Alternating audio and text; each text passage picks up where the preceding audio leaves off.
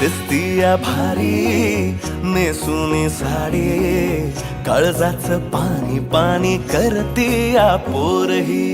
आता क्यूट वाली गावरान बोली, खट्याळ थोडी माझ्या काळजाची चोरही.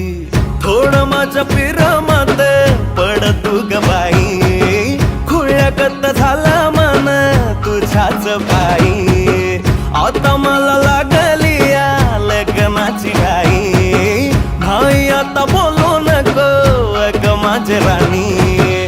होशील का या बठ्याची सोबर घरवाली.